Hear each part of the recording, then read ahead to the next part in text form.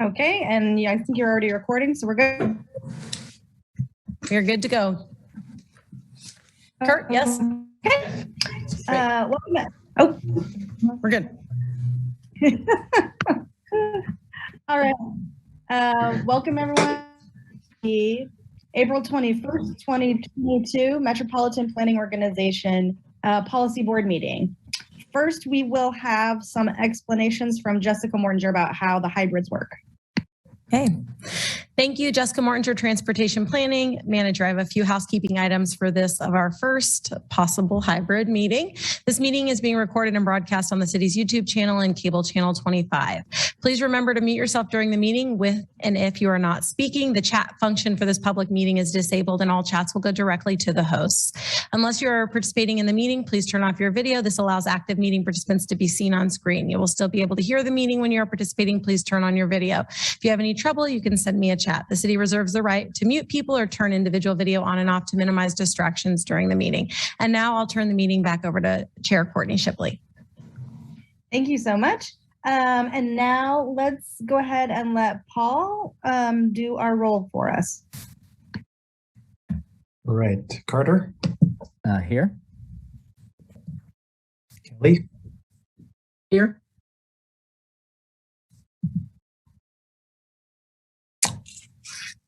Larson.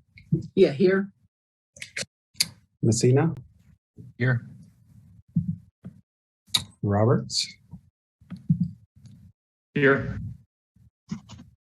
Shanklin. Here. And Shipley. Here.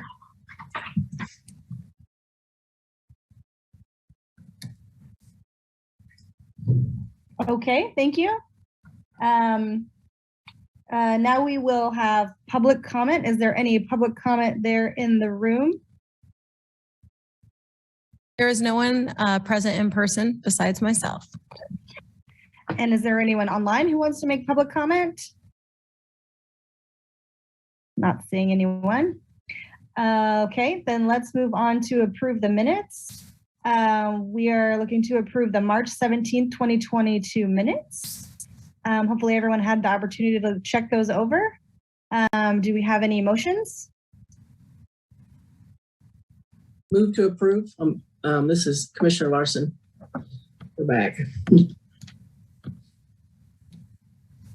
Matt Messina, KDOT, second.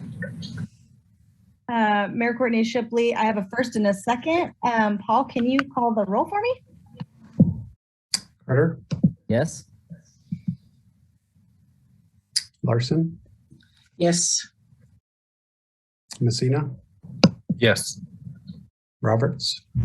Yes. Shanklin. Yes. And Shipley. Yeah. Thank you, Paul. The item passes unanimously. All right, Mayor Shipley, let's move on to our agenda item, which Jessica will present to us. Transportation Improvement Program Amendment number 5.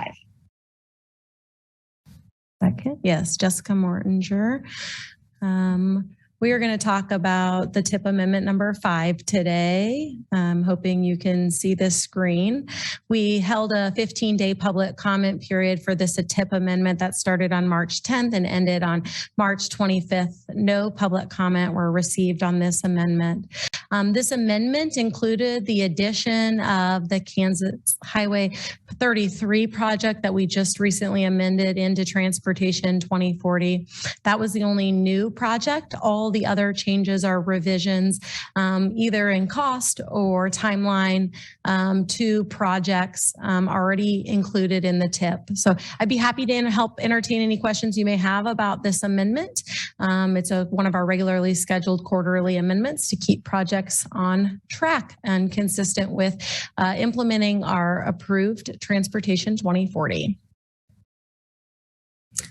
Additionally, I think I mentioned on the agenda, the Technical Advisory Committee unanimously recommended approval at their April meeting.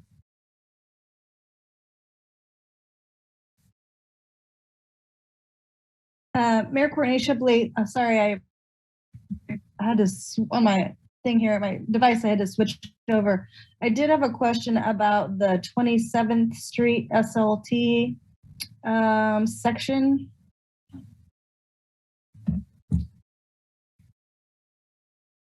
Yeah. Go ahead. Their description doesn't quite encompass the project that KDOT's actually put forward, as far as I understand. It's completely changed that intersection, the orientation of Wakarusa all the way down, and the description here doesn't really reflect that. And I found that. Are you, Courtney, can I ask you a question real quick? You're not talking about any of the proposed changes. You're talking about something in the existing TIP. Is that correct? Yeah, the description that is in that is here. So I think some of the changes that have been made, the financials have not been solidified, and the project sponsors, that's on their list, and it will be included in a future amendment. And it just hasn't been updated yet because I'm not sure that they were prepared to amend. They weren't ready to obligate, so they weren't ready to amend, but that they will amend it at a future time to bring it into consistency. And we can clarify that with the city and KDOT. I think isn't that here project? It says, I think it says including bridges. Well, there's not a bridge there right now. So I found that confusing.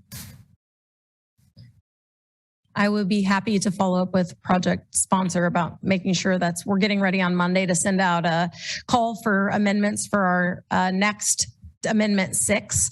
And we can address that with that amendment if that satisfies your request. Otherwise, I'd be unprepared to answer any additional comments about that without talking to the city staff that are project sponsors for that project.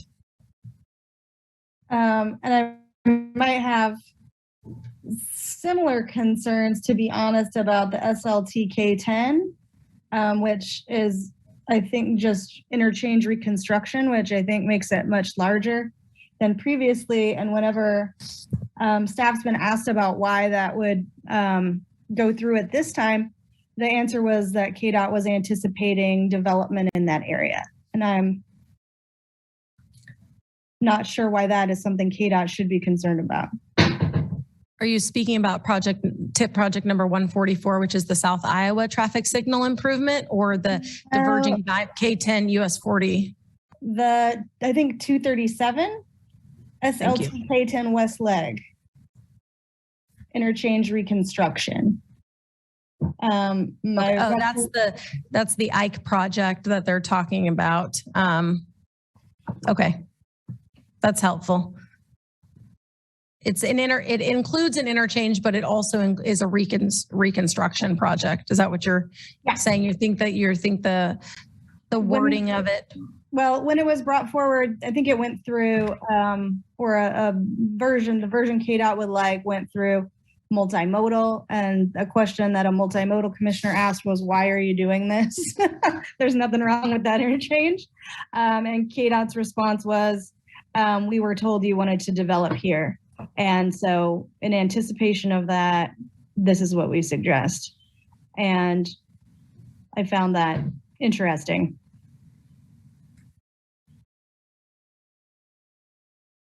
Okay. I think we would want to follow up with those project sponsors. Right now from today, they are changing the description about that new interchange. I'm not prepared to answer more questions about that project since it's not our project. Matt, do you have any comments about that project 237 that's proposed in the TIP revision today in terms of the revision to the description that's being requested? Matt Messina, KDOT. I do not have any additional comments. Those projects get handled in completely different departments, and I can reach out to them and see where they're at with it sounds like there's a revision to the description going on. Is that what I'm hearing? So there's a current revision that exists in what we're looking at, but even since then, there's additional discussion to revise that? Not specifically that project, I guess. I guess my thought would be there's some additional conversation happening about the 27th Street extension, which Courtney first mentioned. And that project, I was understanding that that's the city portion of that combined project that will be tied to probably future SLT work. And my understanding is that we would expect a future revisions to that project based on conversations that have happened since the SEIS has been completed.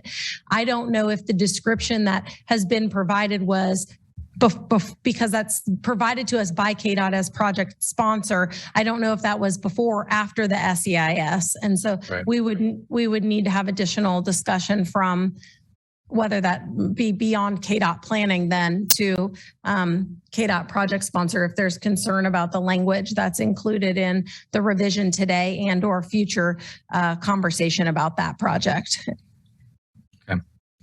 Yeah, Matt Messina, KDOT. I have the project number and we're looking at tip number 237, correct?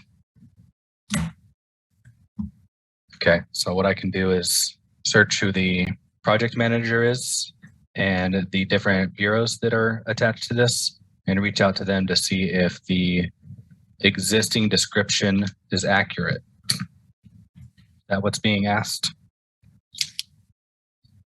For the 237, the question was about necessity. For the other one, I'm still having a hard time finding it, the 27th Street interchange.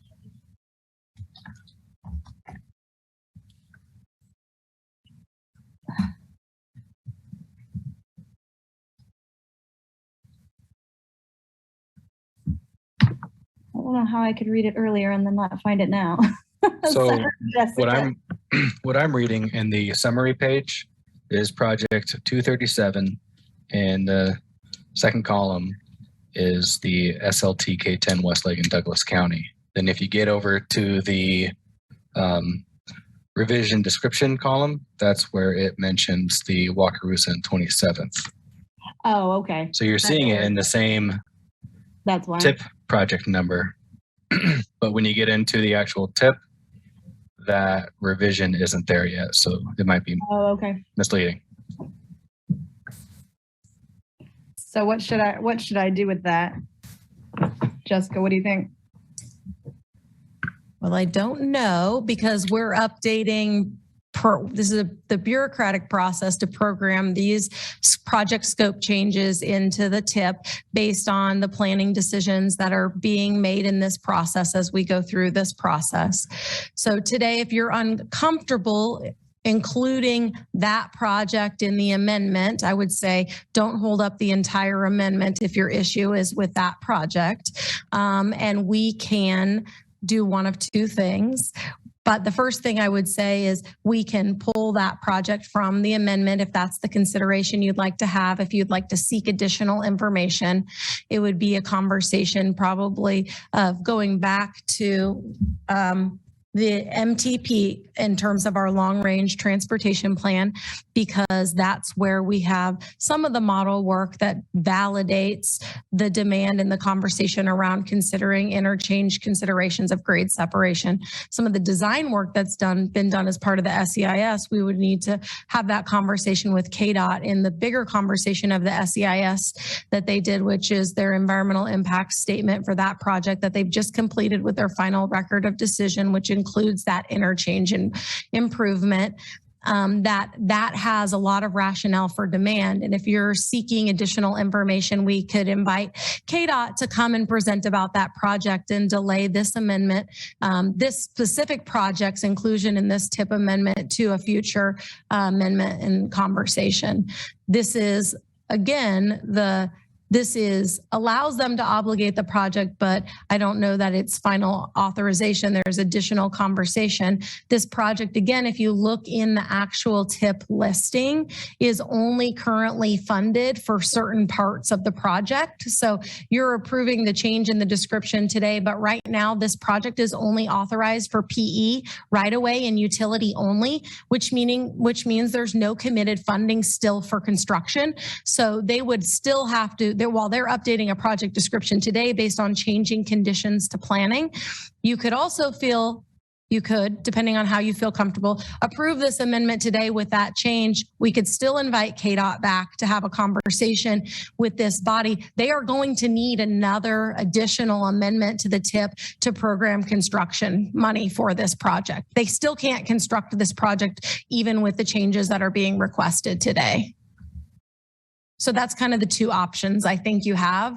Either way, I think we invite KDOT to provide you more additional information that you're seeking about the SEIS and that project. And I'm not sure, Matt, maybe you know in greater detail, KDOT I do believe is working on plans with the city of Lawrence to present the findings and some work they're working on negotiating some agreements between the extension of 27th Wakarusa and that in the SEIS to this Lawrence City Commission. But if you'd like to see that with this body as well, we can have that conversation with KDOT. Well, I'm not necessarily interested in holding up. I mean, I'm sure no one else here is as concerned with either of these two items as I am. So you could also we can have a vote and I could abstain or I could not vote for it, I guess. And then you would already know what my questions are. That's another possibility. That way I'm not holding anything up.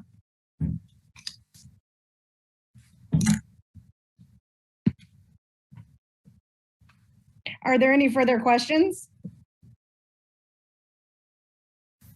And let's make sure there's no public comment.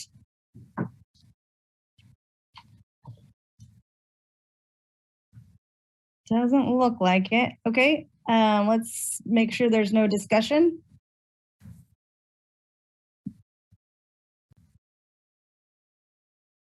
Anyone have any questions? Nothing? Okay. Then I would entertain a motion.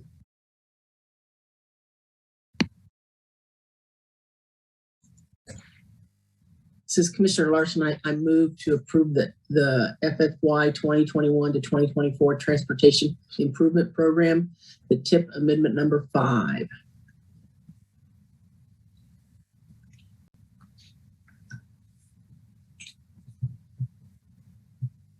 David Carter, Planning Commissioner, I second. I have a first and a second. Paul, can you read the roll for us?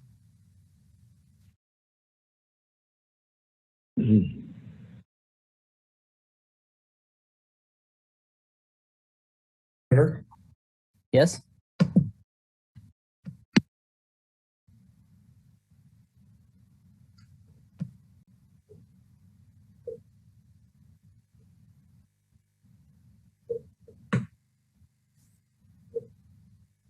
Carter, are you?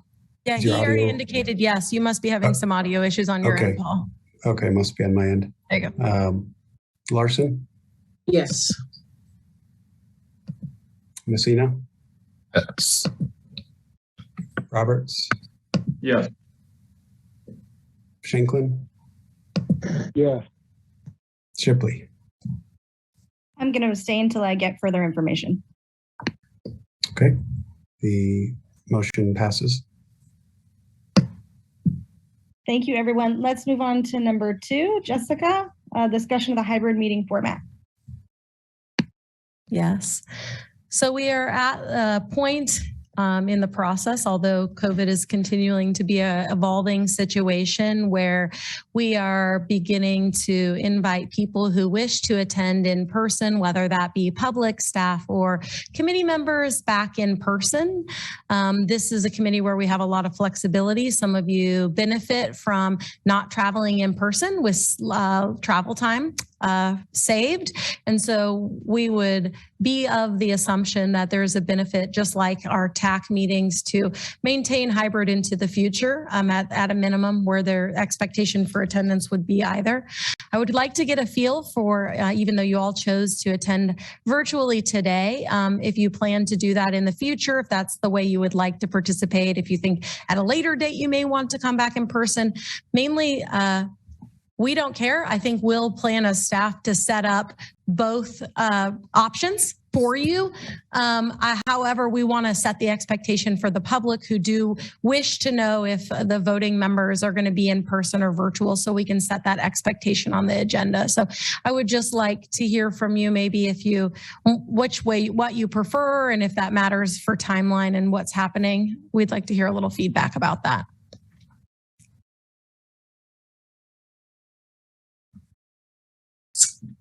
This is Commissioner Larson. I'm open to, I like the idea of doing hybrid because it is very convenient just to hop on Zoom, for me anyway. Mayor Shipley, I would say also partly due to the brevity of these meetings often, it took me longer to get there than it did for me to be in the meeting. But if you, for example, had knowledge that someone expected us to come in or wanted to speak with us, I would happily do that. But under normal circumstances, that isn't generally the case. So I do enjoy the flexibility in the case of these meetings. Yeah, we have received no expectation or had any conversation with the public that they expect this to happen in person or to have that conversation.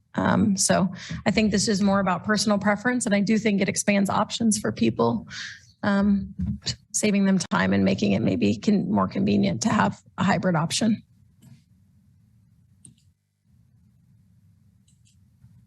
Yeah, David Carter, Planning Commissioner. As long as our hybrid option continues to be available, I will probably continue to attend remotely for the reasons already stated. It's also in the middle of a work day, so jumping on for a short time and then jumping off again is a big time saver.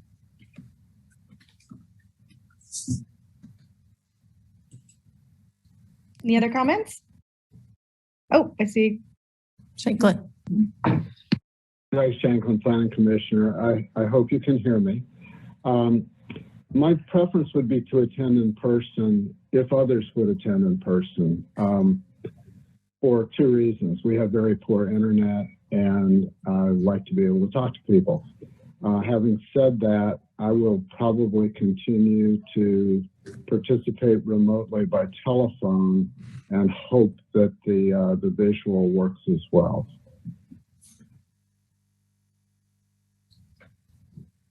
Mayor Shipley, I tell you what, I'll come in person next time so that we can talk. I haven't talked to you in a long time. You're an enjoyable person to talk to.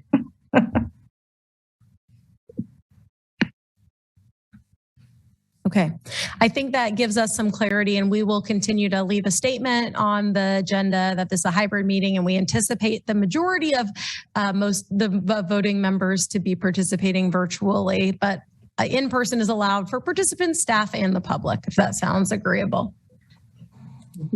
Okay. And the other thing that's helpful is when you respond to a roll call to let me know if you plan to be in person. That requires a little bit of setup here for mics and different things, which we haven't necessarily been entirely doing, but we are happy to do if we can anticipate to know that you are coming. So we appreciate that. Jessica, I have a question. Matt Messina, Yes. KDOT. Providing, and I apologize, I don't have your operations manual out. Does this change anything to operations or what we need to do to address hybrid options in the operations manual or in the policy board's bylaws? Not to my knowledge, but we will follow up with legal to proceed with that question. We are working in cohesion with a lot of the efforts that are being made at the city where we are housed in their efforts to expand access by providing both virtual and in-person opportunities to participate.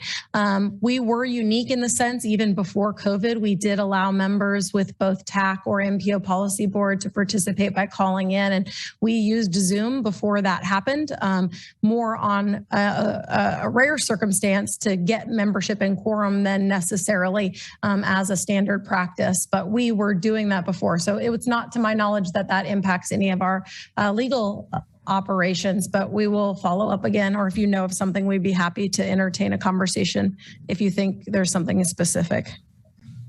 Okay, thank you. I'll try and look into it and see if anything stirs up, because each conversation with the other policy boards that I'm on, it has led to that.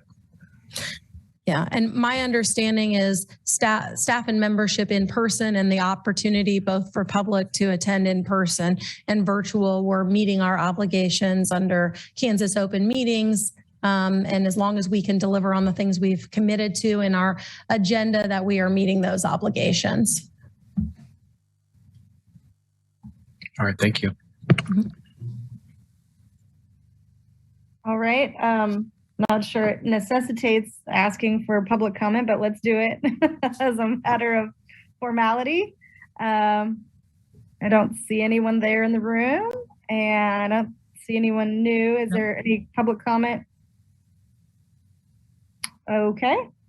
You don't need any vote from us from that, Jessica. Let's go ahead and move on to the quick updates. All right. Jessica Mortinger, Transportation Planning Manager. We hosted a Transportation 2050 Steering Committee Kickoff meeting in April, and we posted our survey release for the start of our public engagement for Transportation 2050 update over the next month and a half through mid-June. You will hopefully see us out in places and hear about us talking with the public in an effort to understand the community experiences related to transportation as we start to build the case to understand how people are experiencing the transportation system throughout Lawrence and Douglas County and our other cities in our region. And so we'll be doing that. The Lawrence Pedestrian Plan Steering Committee had their final meeting on April 12th, reviewing the public comment that was collected during the public comment period and finalizing, coming to consensus around the final draft that will be up for consideration to the MPO Technical Advisory Committee meeting in May, also planned for the City of Lawrence Multimodal Transportation Commission. We've included the link to the monthly KDOT update. I'm not sure, Matt, when that was last updated, if you have anything to add there, and the recent TAC meeting agenda minutes that from their last recently approved meeting. I'd be happy to entertain any questions you may have or let Matt add something to the conversation. Yeah, Matt Messina, KDOT. It has been a minute since that's been updated while I've been on paternity leave. So I do want to point out that KDOT has been administering a series of bipartisan infrastructure law information sessions. We've held 3 last week in person around the state, and there's one more virtual opportunity coming up. Links to that registration was just shared with Jessica and the rest of the MPOs around the state. So I highly recommend you register and attend and look at the informational 2-pager of other funding opportunities that exist in Kansas. Another thing that I wish to update the board about is Lawrence Transit's success in KDOT's Access, Innovation, and Collaboration program. They were awarded a series of projects for a significant amount of money that's going to be testing out new pilot projects in the city, funding of new multimodal transit hubs and bus stops, microtransit, I mean, you name it. Whatever they submitted was really good and was successful. If there's anything else, I'd take comments or questions.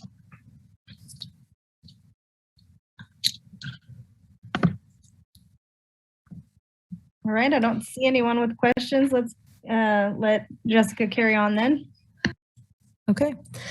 I don't know that we have any other business. I do want to ask about the date of our next meeting to see how you all feel about moving that 1 week earlier, if that works at all for everyone. This is Commissioner Larson. I will be out of town from the 18th to the 1st, or 17th through the 1st. So if we moved it to the 12th, that would avoid that for you, conflict for you. Correct. Okay.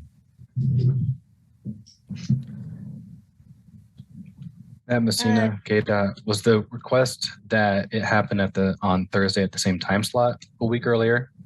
Yeah, I mean, I think that would be our assumption if that's the easiest for everyone. If that works, we could also entertain another time.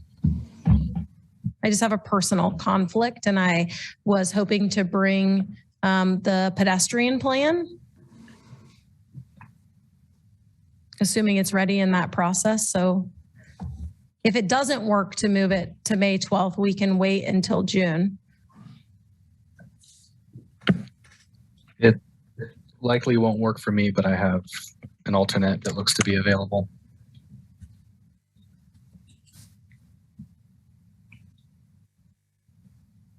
I have something at 4, but I can definitely foist that on to another commissioner. It's no big deal.